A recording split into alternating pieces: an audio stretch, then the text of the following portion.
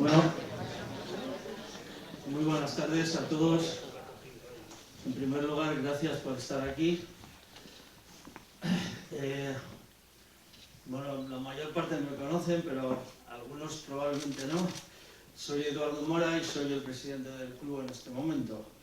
Y por eso estoy muy orgulloso de dar la bienvenida a las personas que nos acompañan aquí y que ahora irán desarrollando el acto cultural. Quiero destacar que esto se trata de un acto privado que financiado privadamente, que ha permitido que socios puedan entrar y que las personas que han organizado el acto, a su vez, que son socias, tienen algunos invitados que están hoy aquí. Pero me gustaría aclarar este tema para que no haya malos entendidos. Y nada, dicho esto, pues dejo la palabra a nuestro socio y amigo de mucho tiempo atrás, Fernando Mirapeix, que es el presidente de la Federación Cántabra de Vela y es el promotor de esta idea y lleva trabajándolo ya unos cuantos meses y espero que todo salga bien y que guste a todos. Muchas gracias.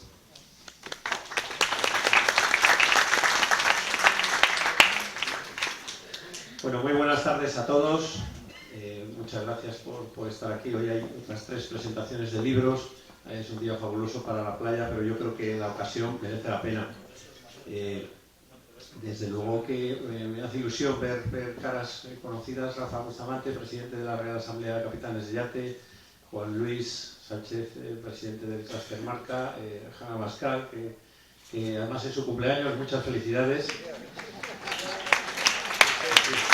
El día de su cumpleaños, con Ana Bomarín, San Nicolás de la familia olímpica. Bueno, no voy a seguir porque nos eternizaríamos. Sé que hay 25 capitanes de yate y bueno, pues ya siento que igual hay gente que hubiera querido venir y no lo puede hacer. Bueno, gracias a la Asociación Mil Velas, pues se va a grabar esta presentación y así podrá estar disponible más adelante. Bueno, es un honor para mí dirigirme a todos vosotros, a ustedes como presidente de la Real Federación Cántabra de Vela, entidad que junto a la Real Sociedad de Tenis de la Magdalena y la Real Asamblea Española de Capitanes de Yate organiza la presentación de este libro tan especial, ¿no? Los barcos de Don Juan de Borbón, un marino singular, de nuestro querido amigo Luis Turón, y gracias también al presidente de la Real Sociedad de Tenis de la Magdalena, Eduardo Mora, por estar aquí también, a Rafa Bustamante de RAECI, por vuestra implicación y cercanía, y también, como no, a Ediciones El Viso, por la excelente y cuidada edición de esta obra, como vais a poder ver, que ya es una referencia obligada para quienes aman el mar y su historia. Agradecer también a los que comparten conmigo esta mesa, a Nacho Muñoz y Pidal, ilustrador también de este libro y de otros próximos que estamos ahí fraguando, ¿verdad? A don Jorge Hernández de Armijo, comandante naval de Santander, a Alfonso Ursía, con quien ya hemos compartido mesa en otras presentaciones vinculadas con mi querido amigo Luis Turón y otro tipo de actos, ¿no? Vinculados con la Real Fábrica de Artillería de la Cabala. Bueno, pues por supuesto, al autor que tengo aquí a mi derecha, quiero decir que conocí a Luis Turón, creo que en 2016, muchas gracias, cuando ofreció una inolvidable conferencia en el Real Club Marítimo de Santander sobre la vela clásica.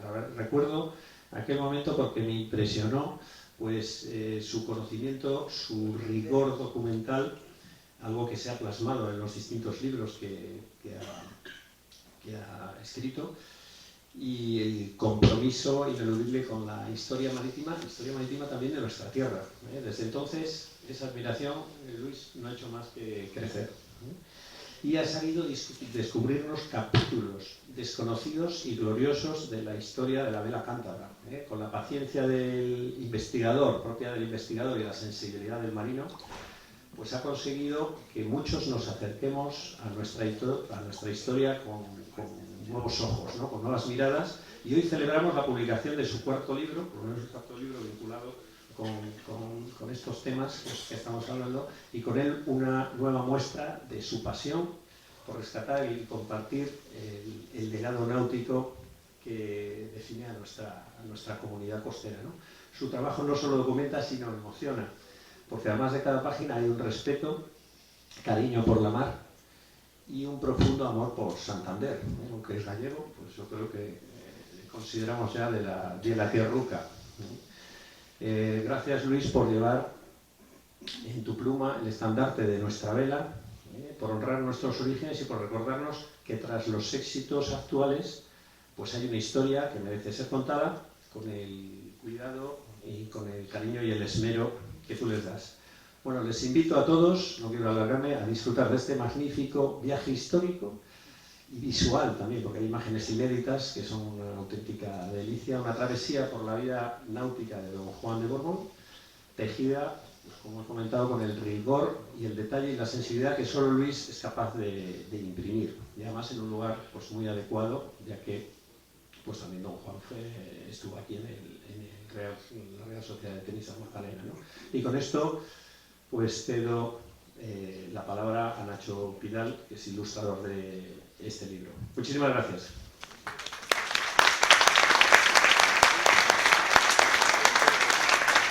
Bueno, no debería ser el último que habla, porque lo único que hago es hacer dibujitos, pero bueno, ya sí me habéis puesto.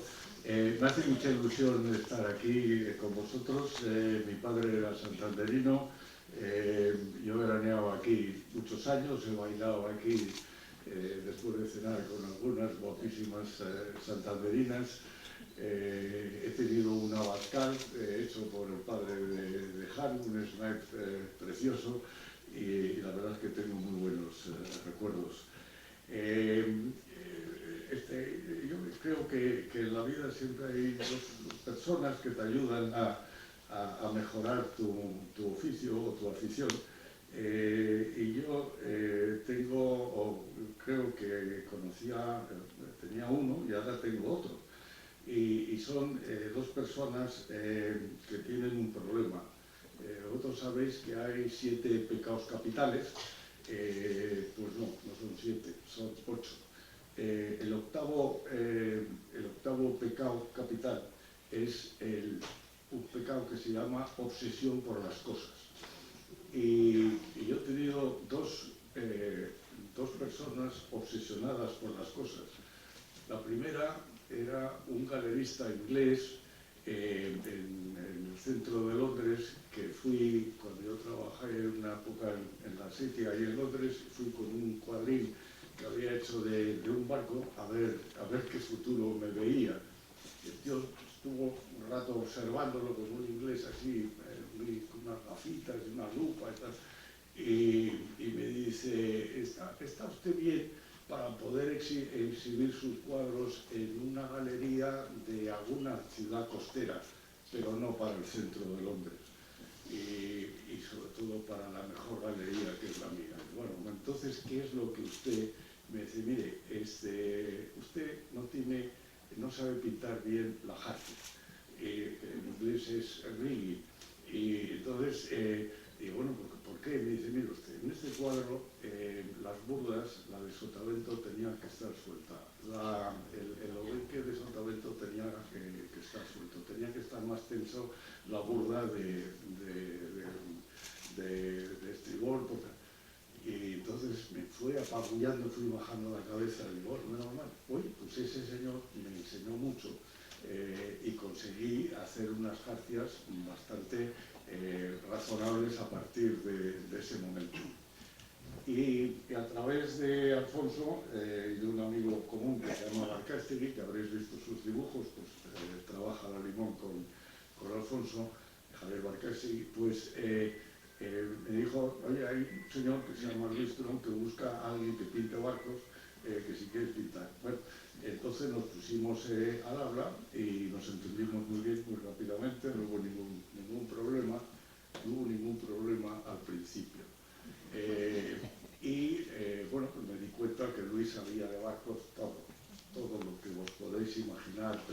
piezas, los barcos, los armadores, una memoria. Y le mando, empezamos el libro y le mando una primera acuarela, que era el Torino o el Torillo, navegando de seguida delante del Hotel Real y tal. Va, ningún problema. Estupendo y tal. Y la segunda voy a hacer una que es del Giralda, que era el yate del rey, pero el yate de motor grande que había, y lo vamos a poner delante del Sporting de Bilbao. Y ¿lo empaveso o no? No sé si dice empaveso o empavonado. Y dice, sí, empavesado. Ahí caí en la trampa más dura de mis últimos 12 meses. Porque le puse al Giralda 42 banderas, al Náutico, vamos, al Sporting de Bilbao, no sé cuántas banderas. Y entonces le mando la foto al cuadro y me llama. Y yo digo, a ver si me gusta. Y me dice, mira, vamos a ver, el empavesado está mal. La bandera del club no, tiene que estar además arriba la española, la derecha tiene que ser. Y me di cuenta que este hombre tiene una obsesión, que son las banderas. Ha escrito un libro sobre banderas, yo en ese momento no lo sabía, y ahí está. Entonces, todos los cuadrines que van apareciendo ahí, cada vez que veía una bandera, llamaba antes, oye, Luis, ¿qué bandera le pongo?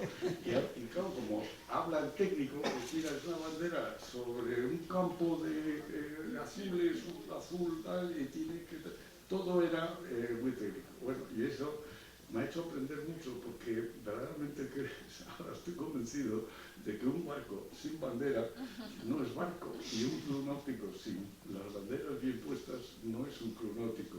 Y por lo cual estoy muy agradecido a este segundo obseso por las cosas que me va a enseñar a pintar un poco mejor a partir de ahora. Muchas gracias.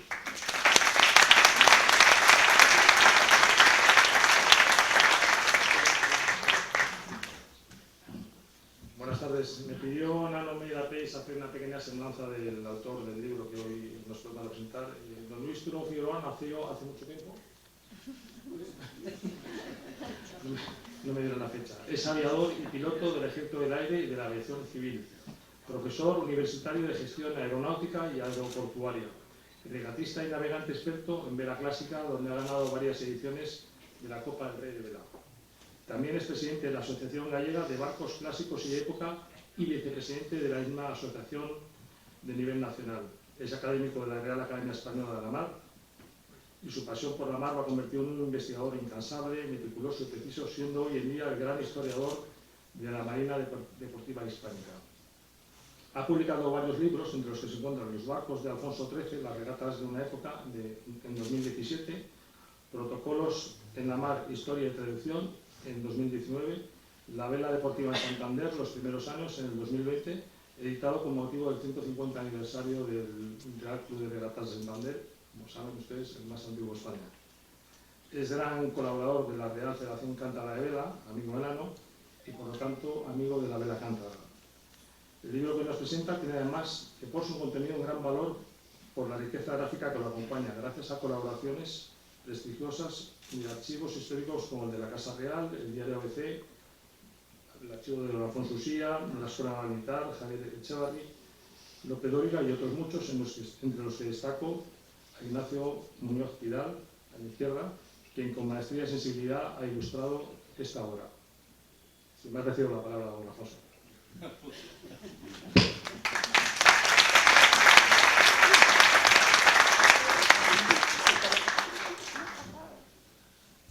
Queridos amigos, yo estoy aquí encantado porque tengo que reconocer que esta ciudad que me apasiona tiene tres grandes clubs y uno que también fue grande y no sé cómo está ahora, pero este es el que yo considero mío. Considero mío hasta que me eche porque no soy socio. Pero tengo por él un cariño muy especial desde los años que era presidente Fernando Bolívar y que jugábamos a los bolos en esa bolera preciosa que hay en este. Yo tuve la suerte infinita, de conocer mucho y muy bien a don Juan, desde niño. Y les tengo que decir que es un hombre que no se puede resumir en palabras, porque todo él, sus gestos, su forma de ser, su manera de moverse, su expresividad, era una auténtica maravilla.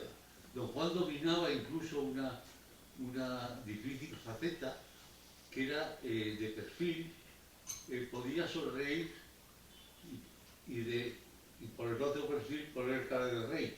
Es decir, que si le hacía gracia una cosa que no era oportuno, cambiaba la cara. Luis Durón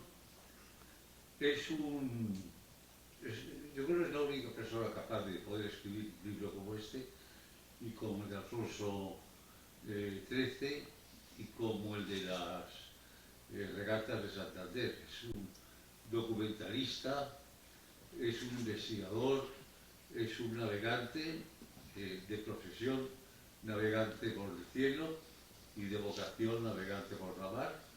Y cuando me habló de su interés en escribir este libro, pues yo puse todo lo que yo tengo de don Juan a su plena disposición. Don Juan era un personaje que se movía del corazón. Su casa era el Giralda. Él, después de sus largos años de exilio, cuando volvió a Madrid, ya con el rey Juan Carlos I, el injustamente desplazado de la cotidiana vida en España, desplazado no sé por qué, yo creo que algo tiene que ver la mafia de toda esta gente, ¿no? Pero aquí hay una cosa que nunca se puede comprometer a ninguna autoridad con unas palabras de un civil. Bueno, don Juan era un hombre, ante todo, emotivo, culto, simpático, generoso. Con unos detalles muy extraños. Por ejemplo, yo nunca había visto, y que el comandante de Marina me diga si eso es habitual, cuando pernoctábamos en el puerto, Juan estaba ya desde las 7 de la tarde preocupado por la hora del ocaso. La hora del ocaso, entonces, cuando llegaba justo a la hora del ocaso, nos reuníamos en la tablilla popa del barco. El marinero, el patrón de los marineros de Bermeo, Emilio, arribaba la bandera, la doblaba con mucho cuidado y se la daba al tripulante más joven del barco, que casualmente, aunque a ustedes les parezca difícil, yo fui una vez el más joven de un barco. Y entonces yo se la hacía besar a todos los que estaban presentes, que eran los 4 marineros, normalmente Teodoro del Este, su ayudante, y el último en dársela a besar era don Juan. Entonces don Juan besaba la bandera, iba hasta su camarote, hasta su cámara, la metía, la ponía a los pies de la cama, y él custodiaba su bandera toda la noche, hasta el día siguiente. Y luego don Juan era una persona muy divertida. A mí me ordenó que le tirara al mar a a 3 millas al norte de las Islas Cíes, bueno, más bien al oeste, porque le gané al bus. Le gané al bus y me dijo, desembarca inmediatamente.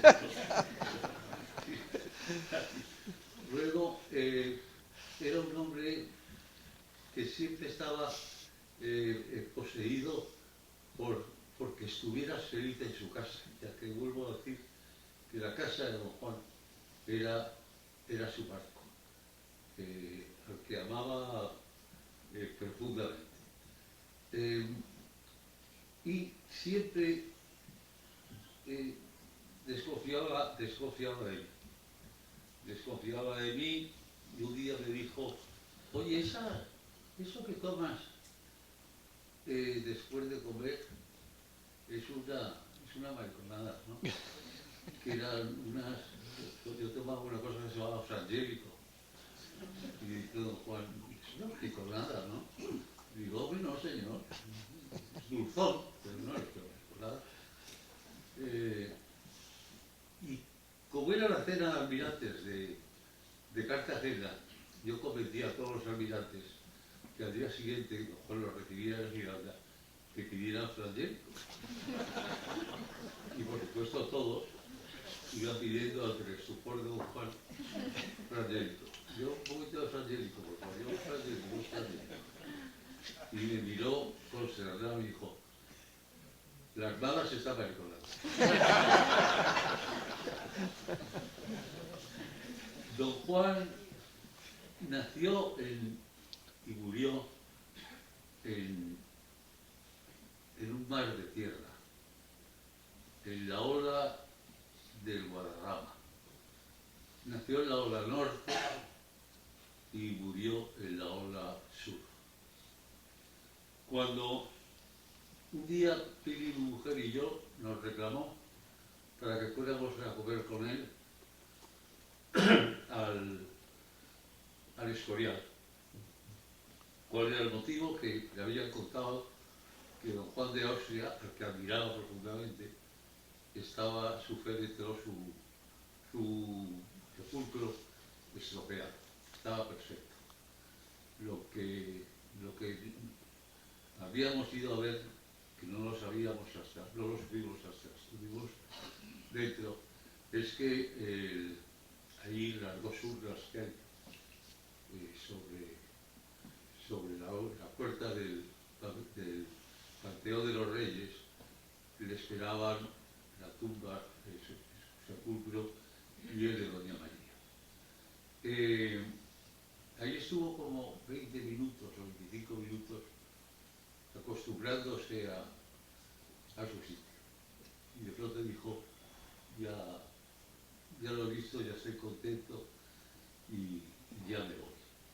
Claro, las vicisitudes que pasó don Juan en la vida, las coincidencias que le impidieron alcanzar su auténtico destino, que era el ser el rey de España, pues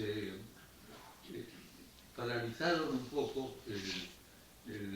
la popularidad que hubiera tenido en el caso de ser un rey, no solo ejerciente y conocido, sino un rey permitido, porque don Juan estuvo 40 años defendiéndose sin poderse defender de muchas calumnias, muchas injurias, muchas injusticias y muchos agravios que le dedicaban desde el gobierno. Bueno, pues ahí está. Él por lo menos ha sido un triunfador. Él está en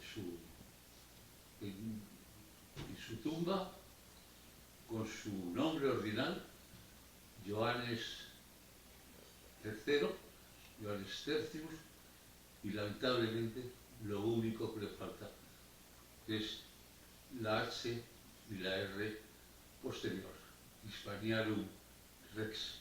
Pero para los que lo hemos conocido, ha sido un rey absolutamente descomunal.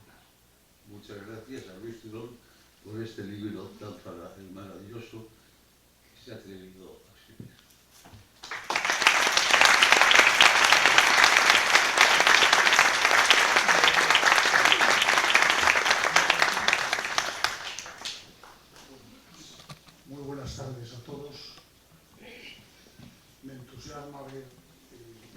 interés que despiertan estos libros en Santander. Yo tengo una cierta fijación, a veces me pregunta la gente que por qué presento en primicia mis libros de Santander. Pues esta es la muestra, ¿verdad? Encontrar esta aceptación de la gente y el interés que hay por la mar en Santander, pues es para mí un verdadero placer. Bueno, en primer lugar quiero agradecer las palabras de estos buenos amigos de la mesa y sobre todo, muy especialmente, quiero agradecer a Alfonso, que estando convaleciente como está de su reciente caída, pues bueno, no se ha querido perder esto. Yo creo que esta presentación sin Alfonso se quedaría muy escasa. Entonces se lo agradezco mucho y además le agradezco todo el esfuerzo que ha hecho para que yo pudiera escribir este libro.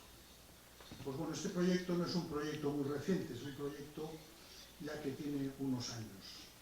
Y yo recuerdo que después de publicar el libro sobre los barcos de Alfonso XIII, fue un libro bonito para mí escribirlo, pero fácil porque tuve una documentación inmensa.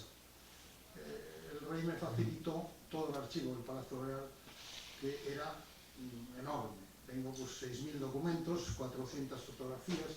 Claro, con todo ese material, aunque hay que trabajarlo mucho y hacer mucha investigación, tienes un material enorme. Con Don Juan ha sido más complicado porque la información de Don Juan no es tan exhaustiva como la que fue la de Alfonso XIII, lógicamente. Pero bueno, este proyecto nació, yo recuerdo que después de publicar el libro de Alfonso XIII, hablé con don Juan Carlos y le dije que me parecía interesante documentar la vida marinera de don Juan, que de esto se trata. Esto no es una biografía al uso. Yo creo que entre Alfonso y yo tenemos todas las biografías que hay de don Juan.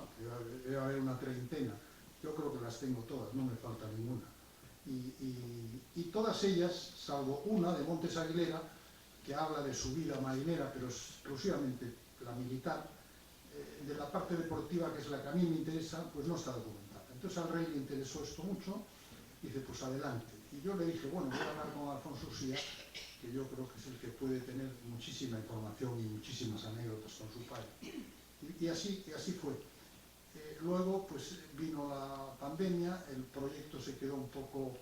Pero bueno, antes de la pandemia yo hice un pequeño boceto de lo que podía ser el libro, llamé al rey, le dije que tenía esto, y el rey nos llamó, a Alfonso y a mí, a la zarzuela, a comer con él, nos citó, y Alfonso no pudo venir ese día, porque estaba indispuesto, lo había sentado mal en una cena, creo recordar, y entonces no pudo venir. Yo fui, hablé con el rey, le enseñé lo que yo tenía, y le entusiasmó la idea. Luego, como digo, vino la pandemia, y no pude yo completar toda la labor de investigación que hay que hacer y quedó un poco en vía muerta, pero al final lo pudimos sacar. Y además, pues no hay mal que por bien no venga, aparece en escena Nacho Muñoz y ilustra este libro con unas pinturas, yo creo que magistrales. Y esto le da al libro, evidentemente, una categoría muy superior, porque esas ilustraciones, aparte de la belleza plástica que puedan tener, y además la técnica que tiene en el dibujo de los barcos, que es complicado, una técnica que no domina casi nadie, por lo menos los marinistas cometen muchos errores, Nacho lo hace magníficamente bien. Pero además, estas ilustraciones tienen una particularidad, que son hechos reales o incluso cuadros inspirados en anécdotas que yo le conté. Bueno, pues voy a hacer un pequeño recorrido por el libro. Intentaré ser breve, que es lo que más me cuesta en esta vida, porque suelo tener tendencia a contar los libros y se enfadará el editor si les cuento el libro antes de tiempo. Bueno, pues esta historia empieza muy cerca de aquí. Esta historia empieza, este es un don Juan, un bebé sano y fuerte, como fue toda su vida, y está en brazos de su madre. Esto es un 4 de agosto de 1913, que es cuando se inaugura el Palacio de la Magdalena oficialmente. Las llaves a los reyes se las habían dado el año anterior, pero hubo que amoblar el palacio, y este fue el primer veraneo del rey, con su madre en brazos. Aquí vemos, poco tiempo después, vemos al rey, don Alfonso XIII, con sus hijos. Aquí don Juan a la izquierda, como pueden ver, ya era un niño de unos 5 años, y ahí está con sus hermanos, el príncipe de Asturias, don Jaime, sus 2 hermanas y el infante Gonzalito, el pequeño de todos ellos. Pues bueno, Estos niños vivieron un ambiente marinero extraordinario aquí en esta ciudad de Santander. ¿Por qué? Porque su padre era un aficionado a la vela como pocas personas he conocido. Y bueno, pues aficionó a sus hijos de una forma muy importante. Los niños vivieron desde muy pequeños una infancia marina. Aquí vemos una escampadilla de la Armada y cuando los niños eran muy pequeños todavía, pues no podían evidentemente navegar en esos barcos y pues los llevaban en distintas embarcaciones para ver las regatas.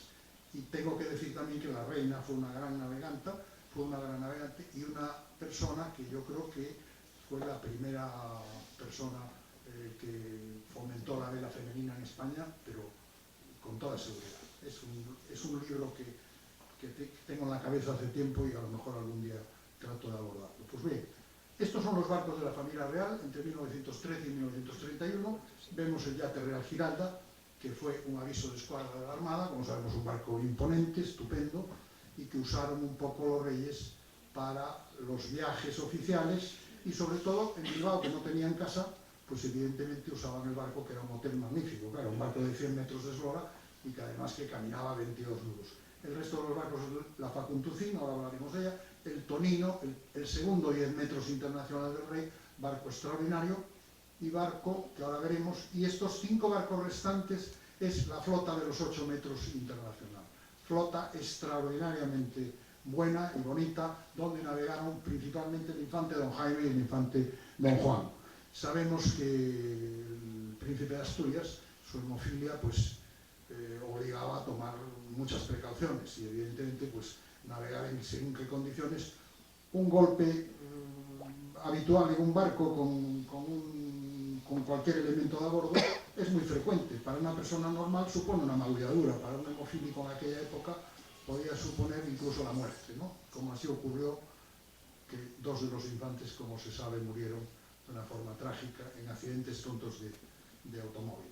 Pues bien, aquí vemos una primera ilustración de Nacho, y este es el Giralda fondeado en Bilbao, al lado del Sporting. Este es un precioso cuadro, y como decía Nacho, que yo no soy obsesionado no estoy obsesionado con las banderitas. Lo único que soy un amante de los protocolos navales que se están perdiendo, y claro, todo se está degradando. Desde ver en un parlamento a un diputado en camiseta hasta ver un barco con las banderas que parece la feria del pulpo de no sé dónde, pues realmente se están perdiendo las formas. Y yo soy un entusiasta de recuperar esa. Bueno, esta es la Facuntucín, una lancha magnífica que prácticamente la cubierta la diseñó el rey. Está hecha unos astilleros de caos que, bueno, durante la guerra se perdieron los archivos, no pude conseguir los planos originales que me hubieran encantado. Este es un barco magnífico y cuando se desclasificó el Giralda en el año 18, el yate grande Giralda, la Facuntucín fue la lancha de apoyo. Cuento muchas anécdotas en el libro de su patrón, que fue superviviente de una galerna y fue el que enseñó a pescar a los infantes, en fin, historias muy divertidas. Este es el famoso Tonino. Este barco es un 10 metros internacional, magnífico barco, un Five, y este barco, tengo que dar una noticia en primicias, se va a recuperar y vendrá a España en breve. Se ha creado la Fundación Tonino 1911, tengo el honor de ser patrono de la fundación y vamos a intentar que este barco pueda navegar en España, y esperemos que el rey don Felipe navegue con él, y es un barco que hay que recuperar. Está en Italia, necesita una restauración y esperemos que... Es el segundo 10 metros del rey Alfonso XIII. Y aquí vemos una magnífica foto en Santander, año 22. Esta foto es muy interesante porque ahí está en popa Enrique de Careaga. Enrique de Careaga fue íntimo amigo del rey, y el que enseñó a navegar a Alfonso XIII. Pero además vigilaba muy atentamente todos los movimientos del príncipe de Asturias, que está ahí al timón del Tonino. Tonino era un barco mucho más dócil de caña que el Hispania, 15 metros, era un barco que se manejaba con 8 tripulantes, los 15 metros necesitaban entonces 14, hoy navegan con 20 tripulantes, son barcos muy duros, poco amables para una navegación placentera, y bueno, pues el 10 metros este les encantó, y fue el barco que más años estuvo en la Casa Real. Aquí vemos una bonita caricatura, que el Sporting no la tenía, yo se la he facilitado, la ha conseguido un amigo mío de Bilbao, y vemos a Enrique Careaga, alias el Rojo, no por sus tendencias, sino por el pelo, era profundamente monárquico e íntimo amigo del rey. Y ahí lo vemos con don Alfonso XIII en esta bonita caricatura. Otra foto del Tonino, entrando en Santander en regata. Al rey le encantaba llevar la caña del Tonino, casi nunca llevaba la caña del Hispania. Y otra magnífica acuarela de Ignacio Muñoz. Este es el Tonino, en primer lugar, F0, que era el número de vela. El 0 se lo reservaban casi siempre al rey. Y el F7, que era el del conde de Zulia, el Sogalinda. Y los barcos, como pueden observar, llevan una grímpola pequeñita, y esa grímpola pequeñita era la bandera de regata, que era mandatoria. Y debería de seguir siéndolo, lo que pasa es que todo eso se ha ido perdiendo con otras muchas cosas. Y ahí vemos la grímpola del rey y la grímpola del Sogalinda, que era una bandera blanca con una salamandra verde. Bien, aquí vemos dos jóvenes vestidos de primera comunión, que son don Juan y su hermano pequeño. Eran Zipi y Zape, eran compañeros de juegos, eran traviesos, eran divertidos y eran el chichi de su abuela, evidentemente. Y bueno, hicieron el bachillerato juntos y bueno, el gran disgusto de don Juan, el primer gran disgusto después de la muerte de su abuela, fue la muerte de su hermano pequeño, que como saben pues ocurrió de una forma tonta y se murió con 19 años. Era un niño, no navegaba, no le gustaba la navegación, estudiaba para ingeniero agrónomo, era inteligentísimo, su último curso lo hizo con no sé cuántas matrículas y era un niño muy brillante, muy inteligente. Y bueno, esta es la flota de los 8 metros, que la cuento muy detalladamente. Esta foto es una foto muy singular, un cuadro de Nacho, pero inspirado en una foto del archivo López Dóriga muy interesante, porque aquí está la familia real al completo. Encabeza va la reina con los Borne, luego está don Juan en ese barco azul, que entonces era el Cantabria, que este barco vive todavía, lo tiene un ginecólogo en Bretaña, es un barco que está perfectamente restaurado y está compitiendo en la flota de los 8 metros. Detrás, el barco rojo, va don Jaime, que era muy buen regatista. Don Jaime, su único problema era que era sordomudo, pero era una persona muy inteligente, con mucha agilidad y que navegaba con toda facilidad y era muy buen regatista además. El número 11 es el Marqués es el Neva del Marqués de Casarriera y en el fondo está el barco del rey, el Hispania V, que fue el penúltimo barco de la flota de los 8 metros. ¿Me dejas interrumpirte para contarte una cosa de don Jaime? Sí. En el Palacio Real Sí. se puso de moda eso que estaba que vemos en los futbolistas, que se tapan la boca, porque don Jaime, que era sordomudo, leía perfectamente todo lo que se decía y lo que entonces subían al cuarto de don Juan y don Gonzalo y le decía a don Jaime, don Juan le decía, Jaime, ¿y has pillado algo? Y dice, sí, mañana el marqués de Pomadresa va a un motel con la duquesa de Candía.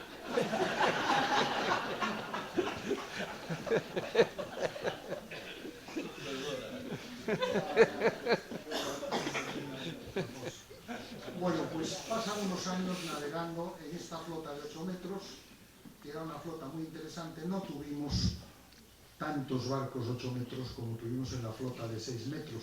Flota de 6 metros en la que está navegando actualmente Jaime Abascal con el rey, y flota que magníficamente le ha permitido al rey con 87 años seguir navegando, que me parece una cosa única en el mundo. No conozco a nadie.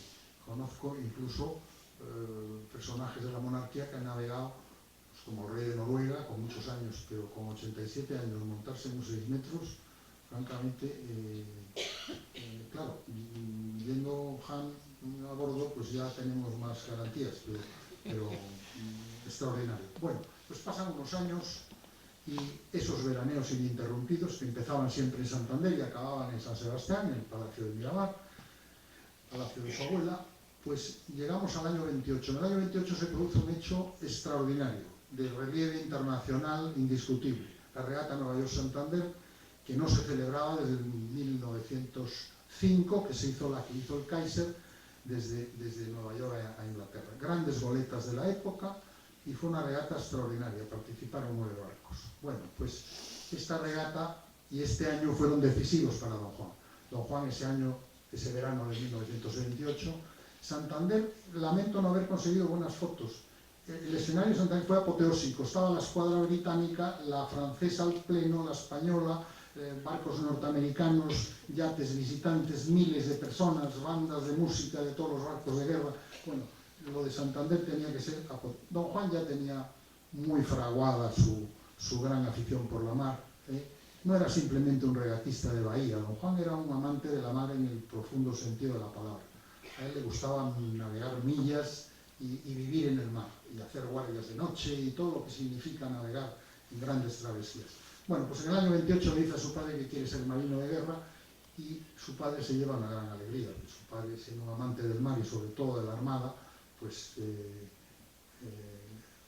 le parece extraordinario. Y desde ese verano pues ya le ponen unos tutores especiales. Bueno, el tutor principal de Don Juan fue siempre el conde del Grove, que, como saben, pues fue un militar que vivió al servicio de la Casa Real muchísimos años y era un profesor de matemáticas magnífico. Bueno, y aquí tenemos otra maravilla de Nacho Muñoz.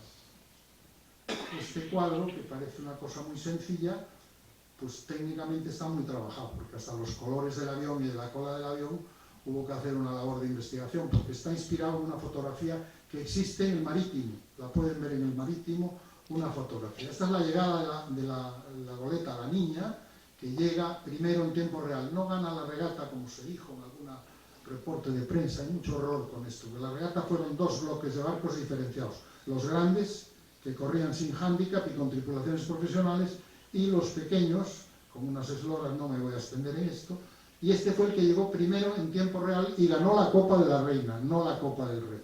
Bien, aquí está la Facuntucín con toda la familia, el rey a bordo, que salen a saludarlo, porque el rey no se podía perder esta ocasión, de ir a saludar al barco que llegó en primera instancia. Y el barco de guerra que ven ahí era el Detroit americano, un crucero muy particular, que llevaba unos hidros a bordo para reconocimiento y salvamento, y que sirvió para localizar a los barcos, porque hubo algunos que llegaron muy descolgados además. Este fue el barco que ganó, el Elena, y ganó el rey felicitando a la familia Bell, al armador del barco, y esta es la copa que demuestra quién fue el ganador de la Copa del Rey. Ahí tienen la copa con el nombre del barco, se llamaba Elena, sin H, se llamaba Elena en español, no Helen. Bien, y ya Don Juan se presenta con plaza de suficiencia, o plaza de gracia creo que se llama ahora, se presenta a las oposiciones para ingresar en la escuela de San Fernando, que es donde estaba la escuela naval en aquel entonces. Aprueba las oposiciones en el mes de junio, y ya aquí lo vemos con el uniforme de aspirante de marina, que ya tenía derecho a usarlo después de aprobar la oposición. Esto es en el Palacio Real en Madrid en el mes de junio, poco antes de incorporarse a la escuela naval, que lo haría el último día de agosto, porque el curso en la escuela naval empezaba el 1 de septiembre. Aquí vemos su foto de promoción, ahí vemos a Don Juan en el centro, un joven Don Juan, y esta es la foto de verdad, porque hay fotos por ahí que dicen que es la foto de promoción y no lo es. Yo conozco todas las caras, pues las he investigado cada una. El de la derecha abajo que está sentado es el padre de un primo mío, militar, con lo cual pues tengo la referencia, porque esta foto la tengo con los nombres en la cabeza de todos ellos. Estéticamente era muy fea la foto con los nombres encima de la cabeza, pero sí tenemos el listado de toda la promoción. Y este fue el único privilegio que tuvo Don Juan en la Academia Naval, el único privilegio. Este fue el Castillito del Príncipe, que era un recreo, que así se llamaban las fincas de veraneo en aquella zona. Un amigo del rey cedió esta casa, y sus tutores, que fueron a Musate y a Bárzuza, hermano del que fue ministro de Marina después, y además hombre laureado, un marino ilustre, pues fueron los tutores de Don Juan. Vivían en este palacete, y Don Juan se incorporaba cada día a las clases y no tenía ningún otro privilegio. Hacía toda la misma vida que un aspirante de marina de primer curso. Bueno, aquí vemos ya jurando bandera. La jura de bandera se hacía enseguida, hacían la instrucción básica, y ahí está la jura de bandera, con la firma de Don Juan, el 28 del 10 del 30. Estamos hablando del mes de octubre del año 30. Y vemos en el palco, ahí ven a la derecha arriba, un niño.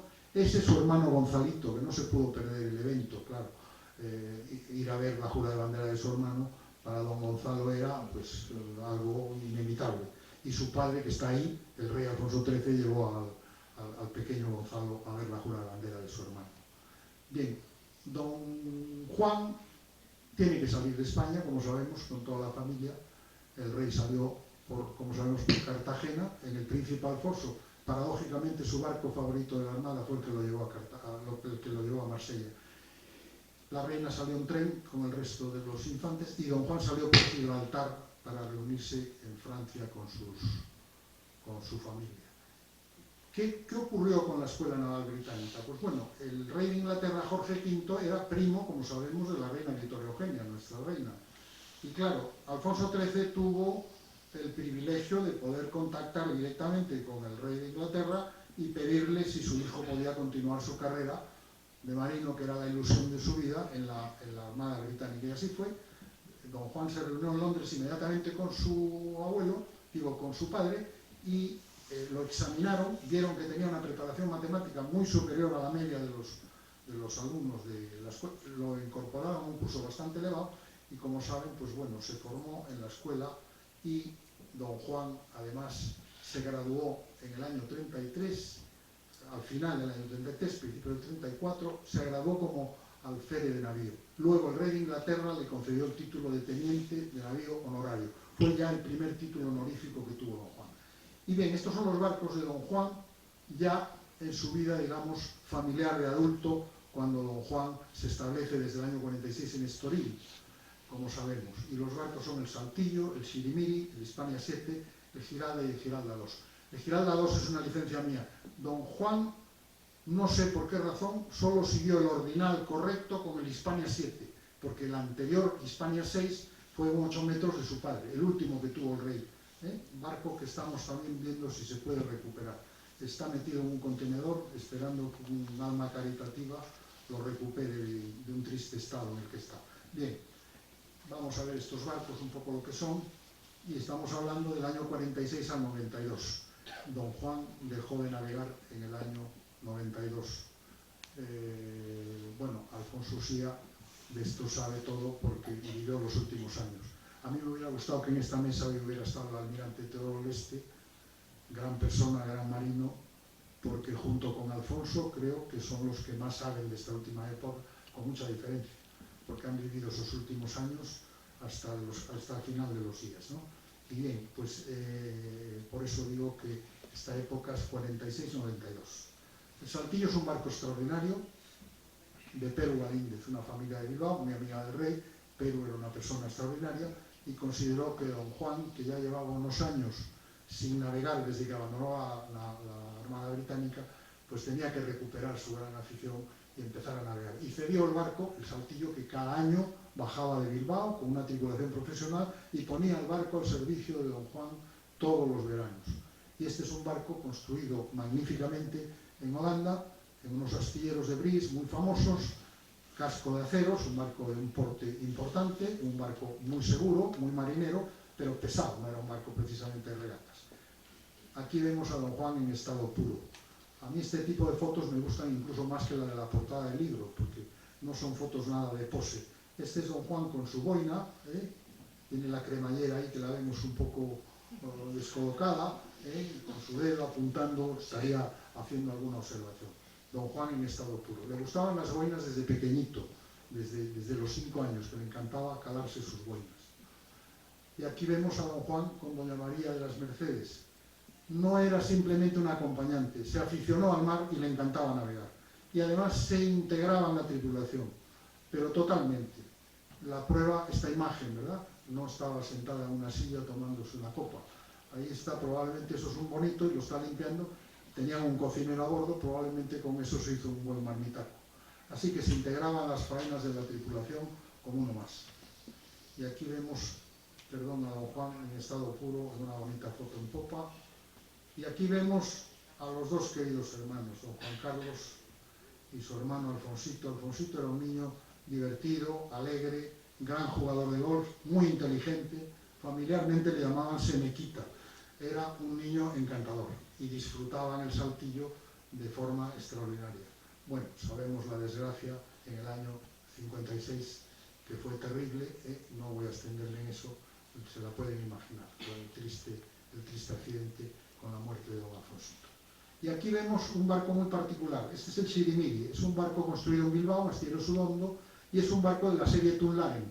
Estos barcos incluso pudieron llegar a ser olímpicos, les ganó el Dragón por la mano, pero este es un barco que los bilbaínos, amigos de don Juan, entre ellos Pedro Galíndez, José Manuel Alonso Allende, uno de los Aznares, pensaron que este era el barco escuela para unos niños pequeños que tenían que tener un barco más pequeño que el Saltillo, lógicamente, para poder aprender la navegación en un barco más ligero. Era un barco muy marinero, de origen noruego, y este es don Juan en el año 47, aquí don Juan tenía 9 años, y este fue el regalo de su primera. Muchos reportes que hay, pero dicen que fue regalo de Reyes, no, fue regalo de primera comunión. Me lo ha confirmado además don Juan Carlos, que tiene una memoria prodigiosa, con lo cual me ha confirmado que así fue.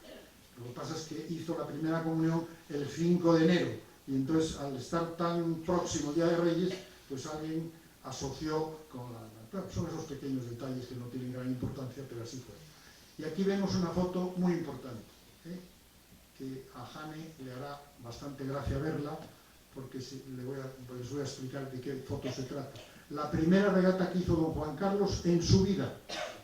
Aquí tiene 11 años y está con su padre haciendo una regata Sesimbra-Lisboa en el año 49, y fue la primera regata no en este barco, la primera de su vida. Y bueno, y Jane está haciéndola con la misma persona, me refiero a don Juan Carlos, pues ya con unos cuantos años más, han pasado unos cuantos años.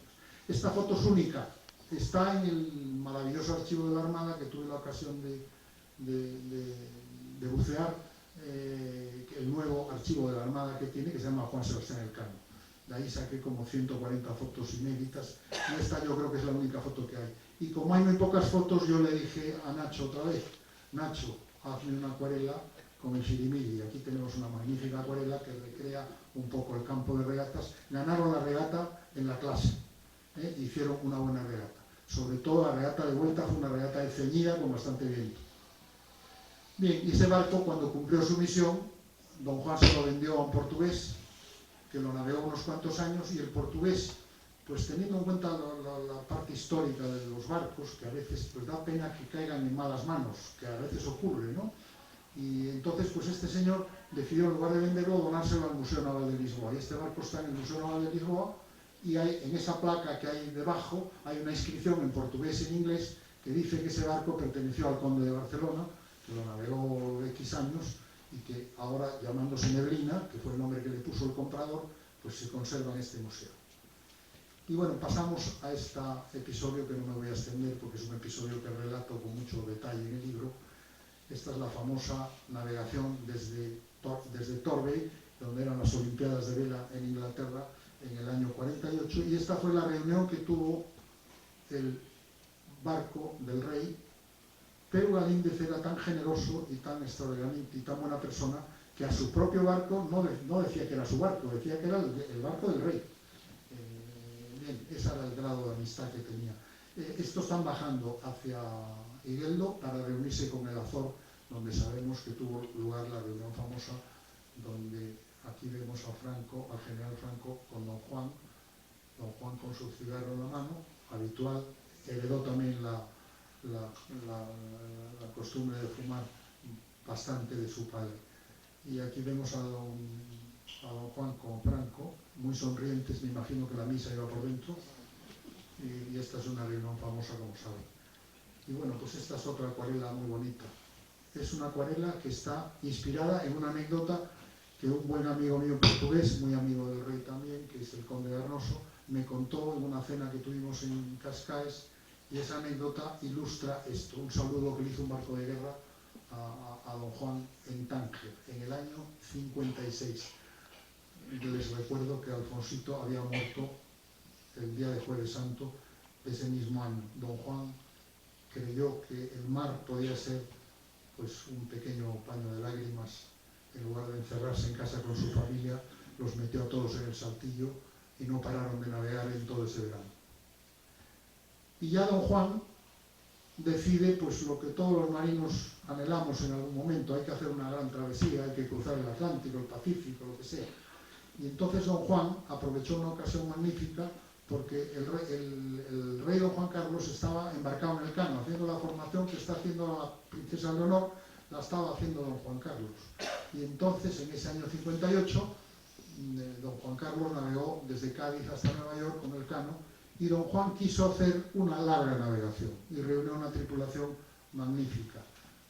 No se preocupe, que en el libro tienen toda la información de este viaje, que fue muy interesante, con todos los tripulantes. Se han contado cosas muy imprecisas, sobre todo con nombres que no participaron en la regata. Sobre todo el personaje de abajo, de la derecha, que es, este es Maná Piñeiro, el hermano del conde de Arnoso, y todas las informaciones que hay, incluido el gran libro que escribió el conde de Zubiría, El Saltillo, pues está equivocada. No entiendo la razón. Y era una tripulación magnífica, con un barco estupendo. Y el tildar esto de hazaña bélica fue un poco excesivo. Yo creo que el barco era muy adecuado para cruzar el Atlántico, y se ha cruzado el Atlántico con barcos mucho más pequeños. Y la tripulación era buenísima: 4 profesionales, el duque de Arión, don Juan, el almirante Rattray, Edu Caro y Maná Piñeiro, que conocían el barco ya de muchos años, llevaban 10 años navegando con el barco, con lo cual la travesía, sin quitarle ningún mérito, no fue una hazaña épica. Bien, aquí vemos a don Juan hablando con Canarias, saludando al pueblo canario, porque no pudo hacer escala en Canarias como le hubiera gustado. Y foto no estéticamente muy bonita, pero muy interesante. Don Juan en la cubierta, en el medio del Atlántico, leyéndole los oficios de Semana Santa el día de Jueves Santo.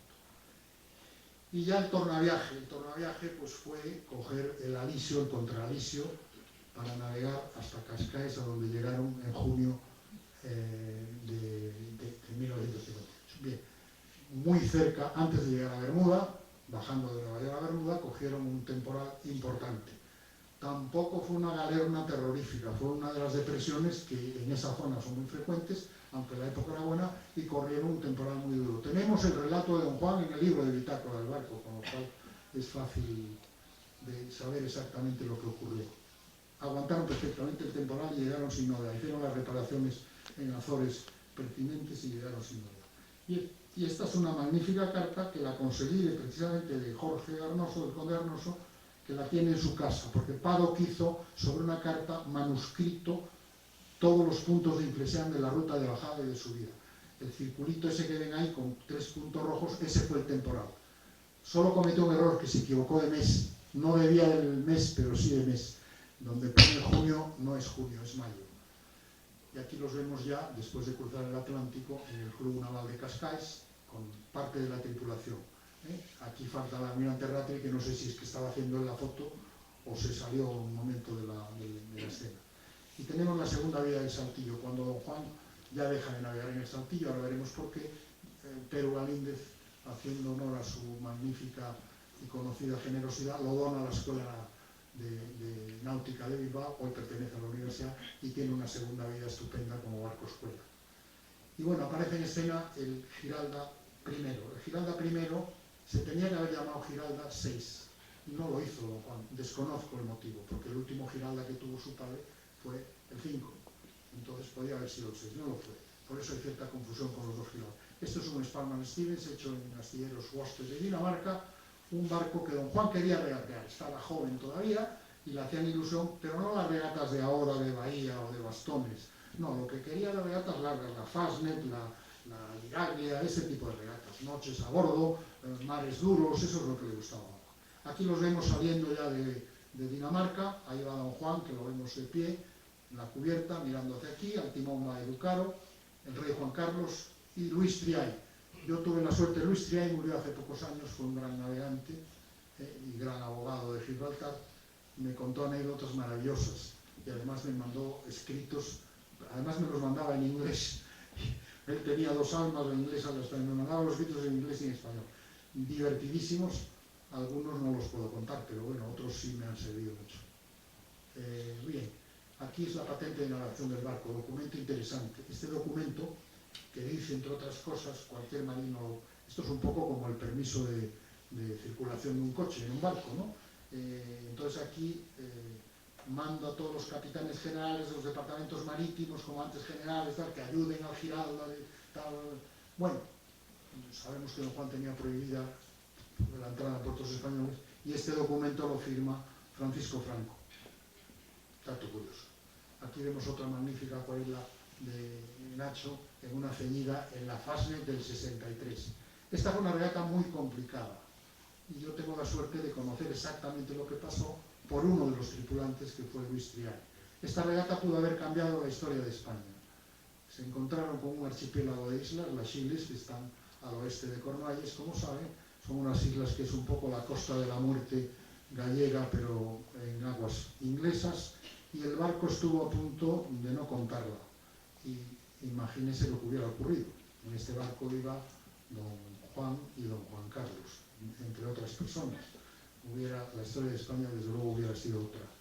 Aquí vemos en esta regata magnífica, vemos a Arión en la caña, don Juan, el duque de Medinaceli y don Juan Carlos.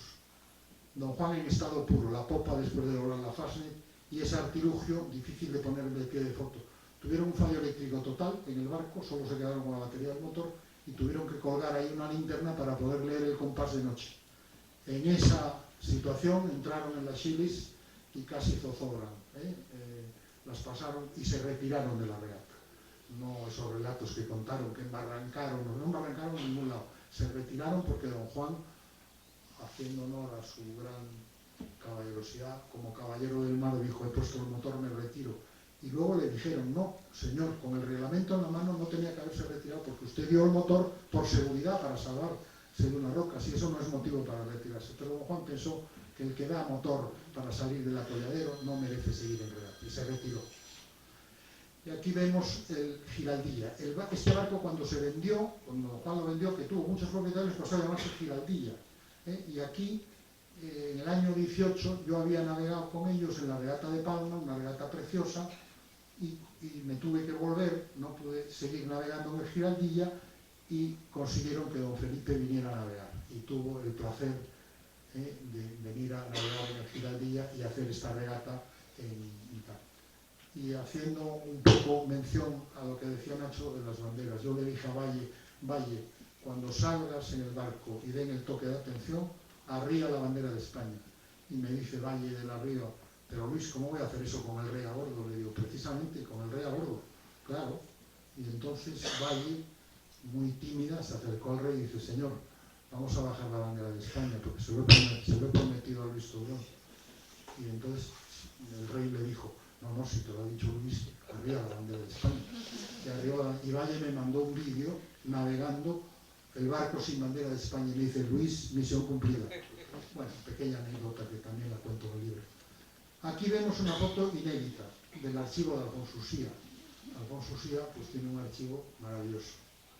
Además tiene cosas que no tiene nadie, porque en los museos y en algunos sitios hay muchas fotos, pero estas fotos que tiene Alfonso pues solo las puede tener Alfonso, claro, evidente. Esta es una foto de don Juan vestido de capitán de yate. Esas eran sus insignias. La bandera de arriba, en primicia también les digo que la hemos recuperado desde AEBEC. Esa bandera hoy es utilizable por barcos clásicos. Era la antigua bandera de la Federación Española de Barcos, de la Federación Española de Clubes Náuticos. Esa bandera con el ancla superior al asta y la corona real en sus colores cayó en desuso con el Real Decreto de Banderas del 77, pues nadie se ocupó de eso. Y ahora la hemos metido en el registro de barcos históricos en un Real Decreto. Esta bandera hoy la pueden usar los barcos clásicos. Y la de abajo es la bandera de regatas de don Juan, que en lugar de triangular era rectangular, porque don Juan tenía cierta ascendencia británica. Y los británicos utilizan más rectangulares que triangulares. De todas formas, el diseño y forma de las banderas de regata es aleatorio. Cada uno puede ponerla corneta, rectangular, como quiera. Estas eran las insignias que usaba su padre, el rey. Vemos la triangular de abajo. Y aquí vemos otro barco, magnífico.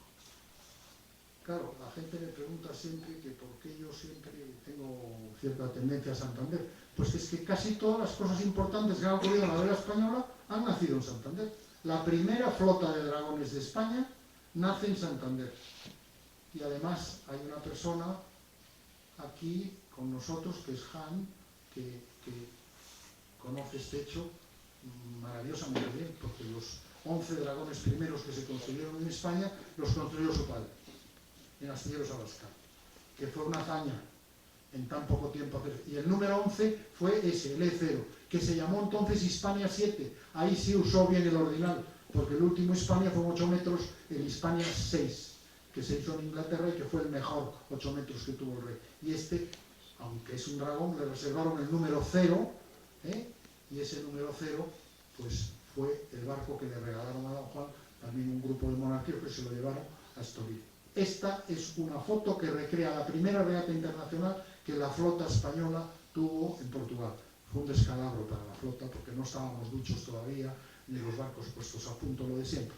Pero don Juan lo hizo bastante bien. ¿Por qué? Porque de las voladuras se encargó Brites, le trimó muy bien el barco y además llevaba un tripulante en proa portugués que era un gran snipista que conocía las aguas y ya había regateado en otros dragones portugueses, con lo cual, francamente, lo hicieron bien. Creo que hicieron un séptimo, pero bien, dentro del descalabro español fue una regata importante. Y bueno, esto es un pequeño inciso. Yo creo que en Santander esto se conoce. Don Juan estuvo vinculado a Santander toda su infancia y su juventud, evidentemente, hasta el año 31 de la República. Pero posteriormente, cuando don Juan ya volvió a España, que también los relatos oficiales están equivocadísimos. Don Juan se vino a España en el año 76, eso lo sabe Alfonso mejor que nadie, porque don Juan se instaló nada menos que una temporadita en su casa, en una temporadita de 6 años y medio, con lo cual, evidentemente, don Juan se vino mucho antes, no en el año. La gente toma como la compra de Giralda, de Villa Giralda en Puerta de Hierro, como la fecha de tal. Bueno, don Juan estuvo vinculado a Santander siempre. Aquí lo vemos recibiendo el doctorado honoris causa en Ciencias de la Mar en el 88. Y aquí, alcalde honorario de Santander. No sé si ustedes saben que don Juan es alcalde honorario, era alcalde honorario de Santander. Aquí vemos otro de sus grandes títulos honoríficos. La reina de Inglaterra le concede el título de almirante honorario de la Royal Navy.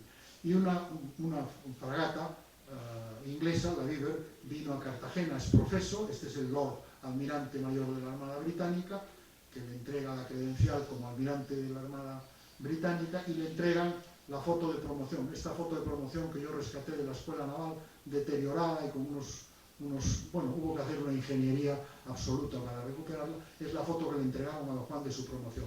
Y ahí está leyendo la carta de la reina de Inglaterra.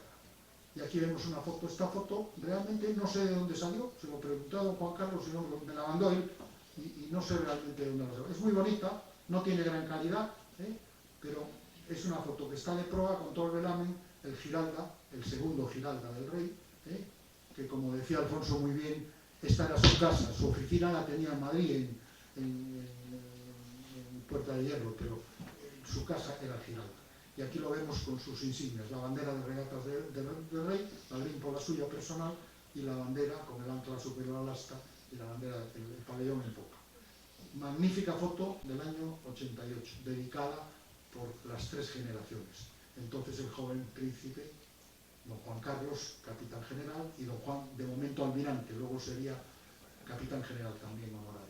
Esta foto se la dedica a la división de barcos de época de la RANC, y poco después de inaugurarse la regata Almirante Conde de Barcelona, que fue un espaldarazo para la recuperación de barcos históricos.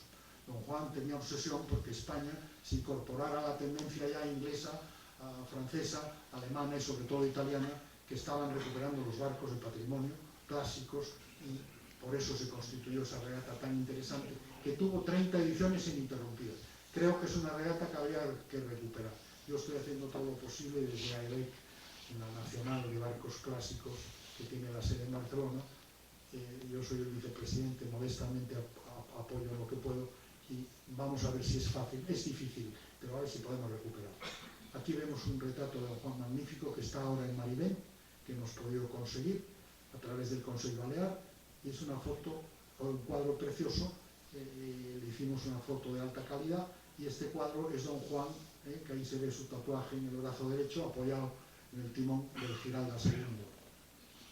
Y aquí vemos a don Juan en la cámara. Esta foto, claro, no podía ser más que del archivo de Alfonso Usía.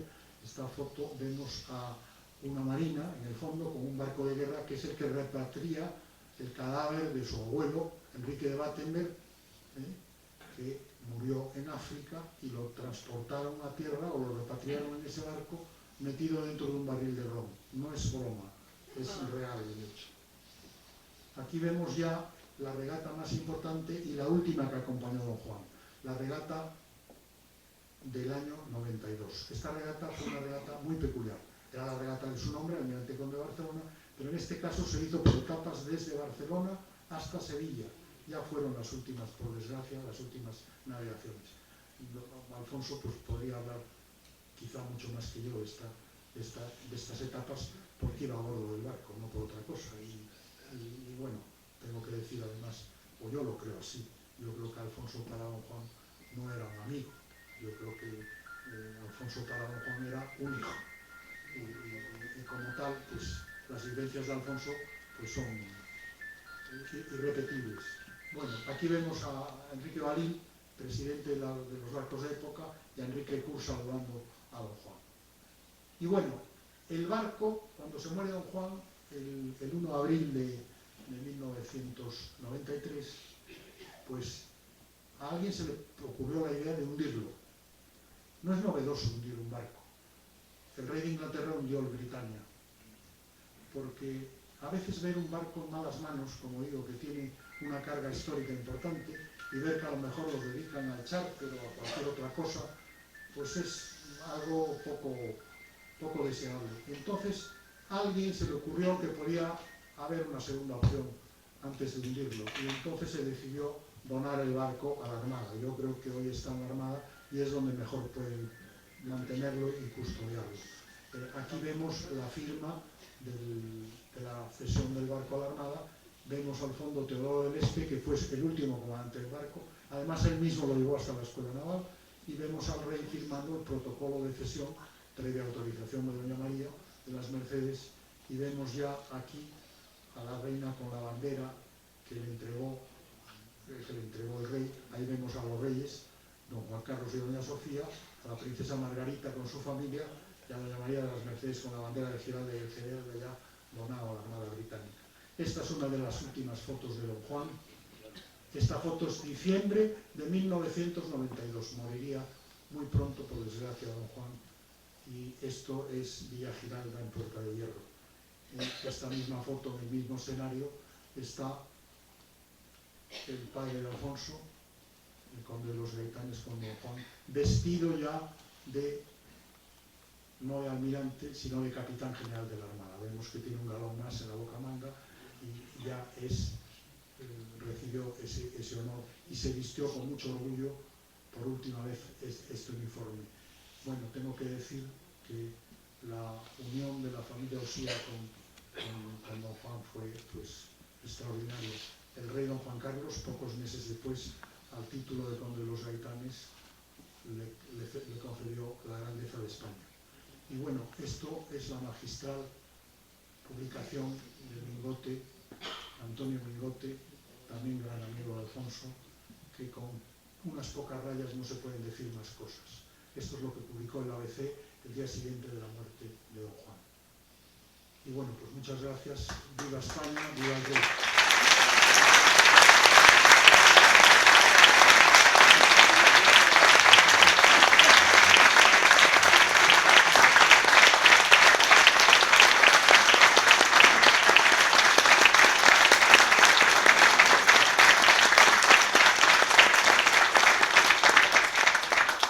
Creo que nos van a dar un libro español, entonces si alguno quiere hacer alguna pregunta, encantado. Sí, vamos a dejar bueno, muchas gracias Luis por la presentación, fabuloso, como siempre. Vamos a dejar a Natalia que se sitúe aquí para el que quiera adquirir algún libro de estos, lo puede hacer ahora o lo puede hacer también en la Real Federación Cántabra de Vela. Y como sois unos cuantos, yo creo que podemos empezar ya con esta parte. Si alguien tiene alguna pregunta.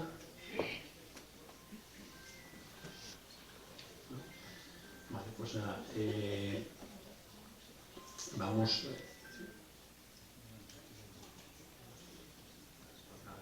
Simplemente, pues nada, terminamos ahora. En breve empezamos un vino español, pero Sí que hay, está aquí el presidente de la Real Sociedad de Tenis de la Magdalena. Quería agradecer a Luis pues esta presentación aquí en el club y va a hacer entrega de una metopa.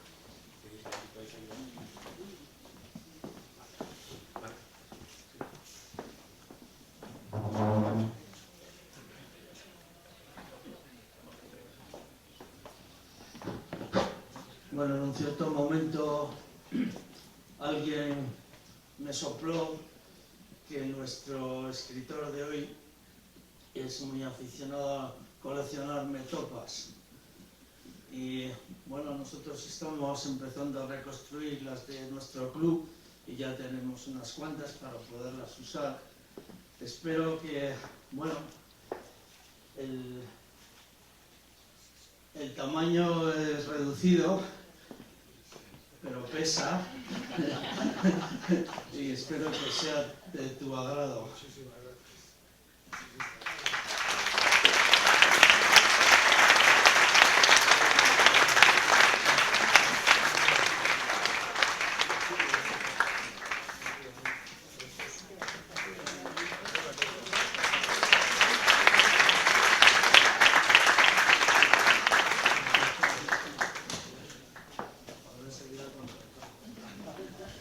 No te muevas, Luis, porque también el vicepresidente del Real Club de Regatas, Quique Cañedo, también ha traído algo para ti.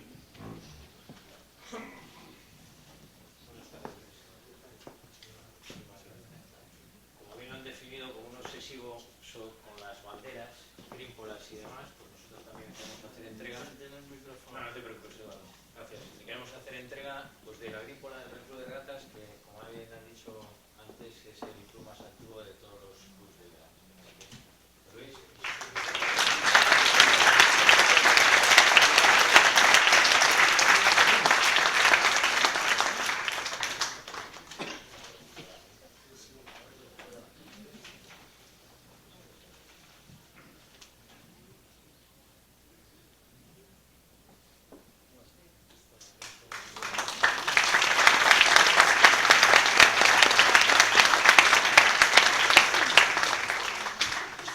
Pues nada, no te muevas porque la Real Asamblea de Capitanes de Yate también quiere hacerte un presente.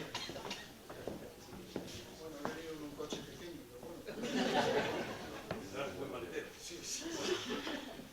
Vamos a hacer entrega de tres regalos. Primero el gallardete de San Yate.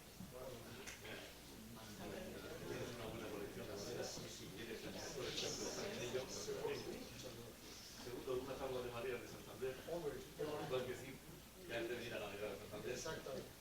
Y tercero, te vamos a hacer entrega del libro del 50 aniversario de la Real Asamblea Española de Capitanes de Yate. Es un libro que cuenta la historia de la Real Asamblea y está lleno de tradición. Luego te gusta.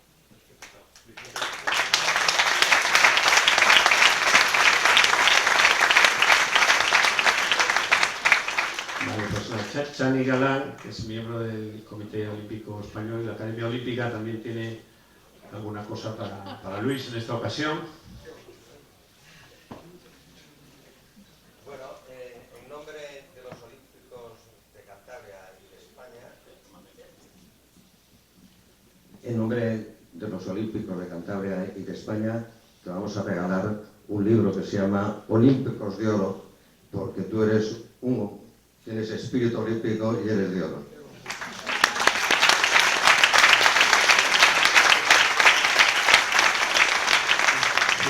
Supongo que ahora entenderán por qué tengo cierta tendencia a presentar mis libros en Santander.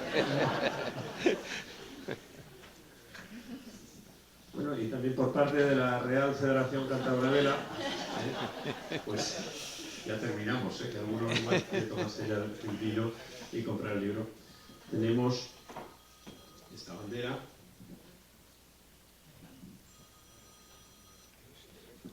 De la Federación. Por supuesto con la R. Con la R, sí, sí, la Real Federación Cántabra Vela.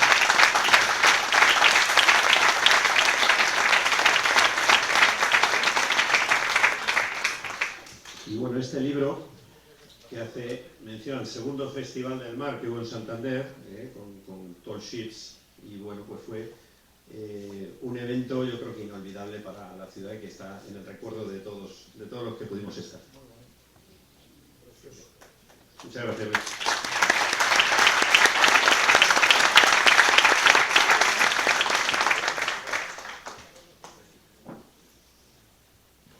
Bueno, pues sin más, pues aquí terminamos la presentación del libro. Espero que hayáis disfrutado y tenéis un libro maravilloso. Aquí lo podéis adquirir, son 60 euros y además pues lo podéis adquirir más tarde en la Federación. Va a estar Luis aquí firmando los libros a todos los que queráis. Muchas gracias.